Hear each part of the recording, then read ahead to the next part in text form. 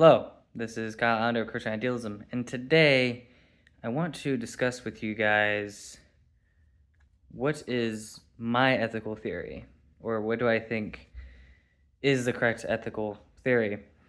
So I've thought about this question for a very, very long time, and what I mean by an ethical theory is a metaethical theory.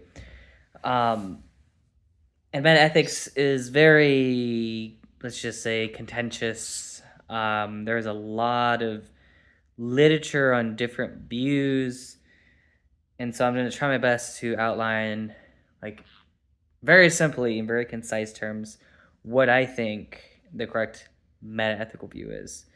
So here's the thing, is that I don't hold to any traditional view of metaethics. So I view morality much differently than most modern day ethicists. And that's just because I think that modern ethics has gone on a wrong path for the past 300 years. I'm not going to get into the reasons why in this video, but I will kind of outline an ethical view that I think is true, and I think accounts for all the data when it comes to our ethical commitments, right? So, what ethical view do I adopt? Well, if I were to summarize my theory, it would basically be a combination of teleological ethics with moral contextualism. So you could say that my view is could be termed, if I were to give it a name, it would be called teleological contextualism. Okay, something like that. So teleological contextualism is basically a combination of teleological ethics with moral contextualism. So what is moral contextualism? Well, moral contextualism would say that there's no such thing as a moral obligation that applies to every single creature, or at least if there is such a moral obligation that applies to everybody, then the context would have to be universal. The problem, though, is it's very hard to find an example of that. It's very hard to say whether the context for everyone is the same. And so it doesn't preclude the possibility of there being, quote unquote, a universal moral obligation. But it is certainly skeptical, or at least it's hard to find an example, right? And so on my account, morality is conditional. Or a moral obligation is conditional on a context, is basically the idea. And so when we're talking about a moral obligation, what most people think of is they think of morality in this stance independent sense and this desire independent sense. But my account kind of doesn't really operate under those assumptions. In fact, I am very skeptical of desire independent reasons myself. I think that if there are desire independent reasons, then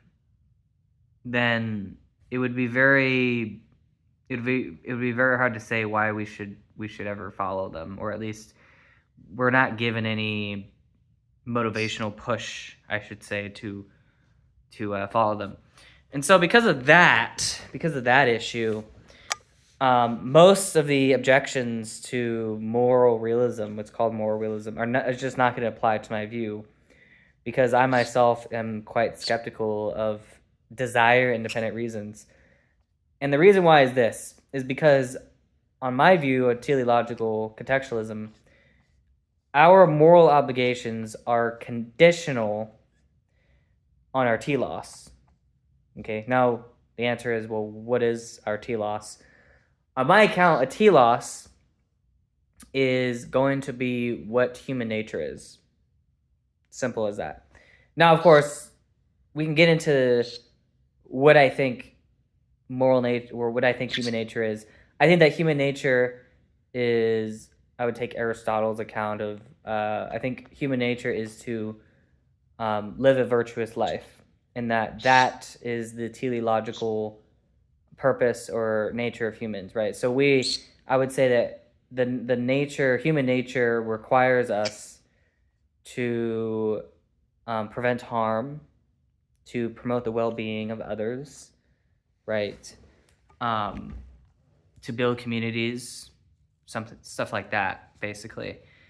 And so because of that issue, sorry, I have a little bird right here because she won't stop crying. But because of that, because I view our moral obligations as conditional on our telos, the next question then becomes, well, what about our desires? How does our desires play into this? And what I would argue is that our deepest desires, so the desires that are built into us, so to speak, are the right kind of desires, I should say, are going to be aligned with our telos. Simple as that. Now, of course, there's other questions like, well, like, what if we have a desire to go against our telos? And there, I would say I would have like an alternative. I would have my response to that would be, well, I think not that human nature it is inherently flawed, but basically I think that human beings, something happened along the way to make it where we have the wrong kinds of desires. And so what I mean by desire is not simply just any desire. I'm talking about our deepest and most ultimately good desires that we have. And so what I would argue is that our ultimate and deepest desires are actually aligned with our telos, and that those are where our moral obligations are derived from, essentially. And so if you could summarize my view, it would be something like this. Moral obligations are conditional on our telos. Our desires, are the right kinds, or our deepest desires, are also going to be aligned with our telos.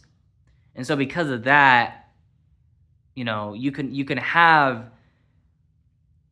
have desire dependent reasons for action that just so happen to align with your telos, right? That would be the ideal human being. So the ideal human being is a human being that not only can fulfill human nature, but also has the desire to do so, right? That would be the quote-unquote good human, whereas a bad human or a bad person would be one that goes against that ideal stance. So that would be my view. And of course, I would say that my view, at least, of teleological contextualism it doesn't entail that God exists, but it does entail that if God exists, then God is his own telos, right? So that's the idea, is that it doesn't entail, so like my ethical views don't necessarily entail God's existence. So I wouldn't say that like you can, I wouldn't say you can get a moral argument out of it, but I would say that you can, if God exists, then God would be the good, essentially, on my account. And God's not the good because of these, desire independent reasons independent from us, right? But rather God is the good because he is the only being that's his own teleological end. So for humans, right, we're not our own we don't have our own teleological end. Okay, that's the important thing also to remember, is that our telos actually is within God, right? In some capacity. And so because our telos is found in union with God, then what you could say on my account is that, in some sense, everything finds their telos in God, and then God finds his telos in himself. I hope that makes sense. And so anything that goes against that telos is going to be, quote unquote, bad. And then everything that is in alignment with the telos is what's good. So that's how you make the demarcation between what's morally good and morally bad. Whatever is morally good, on my account, is whatever is going to be aligned with our telos, and whatever is morally bad is whatever is going to be aligned against our telos. So, for example, why is murder wrong? Well, it goes against the telos. It goes against the telos of human nature, because human nature, the telos of human nature is to prevent harm, to do good, to live a virtuous life. Murder is the exact opposite of that. So that's why, on my account, murder would be wrong. It's not that the murder, I mean, yeah, the murder is intrinsically wrong, but it's intrinsically wrong because it goes against the telos, right? So in that sense, on my view, you can derive essentially pretty much all human moral obligations, right? And then, of course, my argument, or my view, I would say, completely bypasses most of the objections that people have against moral realism. Now, of course, doesn't avoid every single objection. Every philosophical view is going to have some objections, obviously. That's just the nature of philosophy. But especially, like, if you read, like, J.O. Mackey, for example, my framework just completely bypasses most of what he has to say in his book, Inventing Right and Wrong. So yeah, the objections to my views are going to be different than what you'll find in what Mackey has to say. But anyways, with that in mind, I hope now you have a good understanding, at least, of the overarching framework of what my metaethical views are. And again, this is what's interesting is that this also ties into what I think God's obligations are, which I'll do a whole different video on that. But yeah, hopefully now you guys have an understanding of what my metaethical view is. So anyways, have a nice day.